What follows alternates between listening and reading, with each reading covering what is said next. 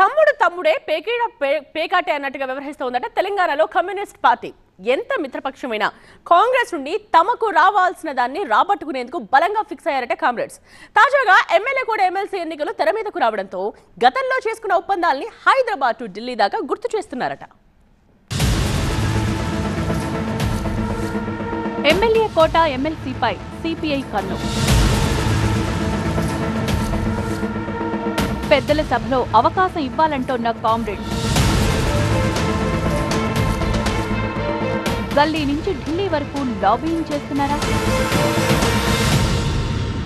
ప్రస్తుతం single digit vote share కు పరిమితమైన కామ్రేడ్స్ ప్రధాన పార్టీలతో జట్టు కడుతూ ఉనికి చాటుకునే ప్రయత్నం చేస్తున్నాయి. అందులో భాగంగానే తెలంగాణలో కాంగ్రెస్ పార్టీతో పొత్తు పెట్టుకుని ఒక ఎమ్మెల్యే స్థానం గెలిచిన సిపిఐ చాన్నాళ్ల తర్వాత అసెంబ్లీలో ప్రాతినిధ్యం సంపాదించింది. అయితే ఇప్పుడు అదే పొత్తు ఆసరాగా మండలిలోనూ అడుగు పెట్టాలని చూస్తోంది. తాజాగా 5 ఎమ్మెల్యే కోట ఎమ్మెల్సీ ఎన్నికలకు ఈసీ షెడ్యూల్ విడుదల కావడంతో గతంలో ఇచ్చిన హామీని నిలబెట్టుకోవాలంటూ మిత్రపక్షం కాంగ్రెస్ పార్టీకి గుర్తు చేస్తోంది. ప్రస్తుతం ఎమ్మెల్యేల సంఖ్యాబలం ప్రకారం కాంగ్రెస్ పార్టీకి 4, బీఆర్ఎస్ కు 1 ఎమ్మెల్సీ దక్కనున్నట్లు తెలుస్తోంది.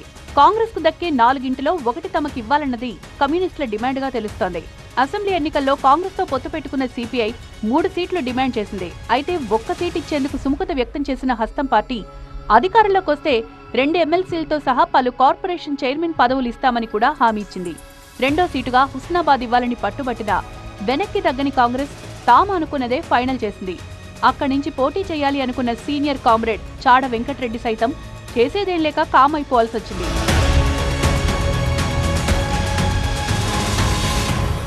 అయితే ఎన్నికల ఫలితాల తర్వాత కాంగ్రెస్ అధికారంలోకి వచ్చింది.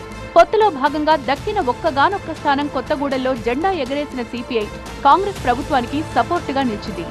అయితే పదవుల విషయంలో ఇప్పటి వరకు హామీ నెరవేరలేదన్న అసంతృప్తితో ఉన్నారు కామ్రేడ్స్. తమకిస్తామన్న 2 ఎమ్మెల్సీల్లో 1 ప్రస్తుతం ఎమ్మెల్యే కోటాలోనే ఇవ్వాలని డిమాండ్ చేస్తున్నారు. ఇటీవల గాంధీ భవన్లో పీసీసీ చీఫ్ ను కలిసిన సిపిఐ ఎమ్మెల్యే కూనంనేని సాంబశివరావు గతంలో ఇచ్చిన మాటను గుర్తు చేశారు. అయితే తమ చేతుల్లో ఏమీ లేదంటూ మహేష్ గౌడ్ స్పష్టంగా చెప్పేయడంతో మ్యాటర్ ని ఢిల్లీ నుంచి నరుక్కు రావడం మొదలెట్టారట.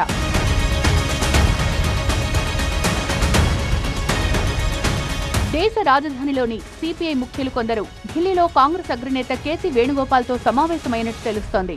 మిత్రపక్షంగా తమకు పదవులు కేటాయించి గతంలో ఇచ్చిన హామీని నిలబెట్టుకోవాలని కోరినట్లు సమాచారం. కాంగ్రెస్ నేతలు సైతం కామ్రేడ్లకు స్పష్టమైన హామీ ఇచ్చినట్లు తెలుస్తోంది. అయితే కడియం శ్రీహరి, పాడి కౌశిక్ రెడ్డి రాజీనామా చేసినప్పుడు ఉప ఎన్నికలొచ్చినా అంతగా ఆసక్తి చూపని సిపిఐ ఇప్పుడు మాత్రం ఖచ్చితంగా 1 స్థానం ఇవ్వాల్సిందే అని పట్టుపడుతోందట.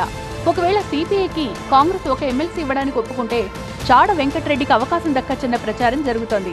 అయితే ఇటీవల దళిత వర్గం నేతకు రాష్ట్ర కార్యదర్శిగా అవకాశం ఇచ్చిన సిపిఐ ఇప్పుడు ఎమ్మెల్సీని బీసీకి ఇవ్వాలనే డిమాండ్ బాగా వినిపిస్తోంది. అసలు పదవికి సంబంధించి కాంగ్రెస్ మనసులో ఏముందన్నదే ఇప్పుడు తెలియాల్సింది. తమను తక్కువ అంచనా వేయొద్దంటూ పలు సందర్భాల్లో హస్తానికి ఇండైరెక్ట్ గా వార్నింగ్లు ఇస్తూనే ఉన్న కామ్రేడ్స్ అనుకున్నది దక్కకపోతే ఏం చేస్తారన్నదే ఇప్పుడు ఆసక్తి రేపుతోంది.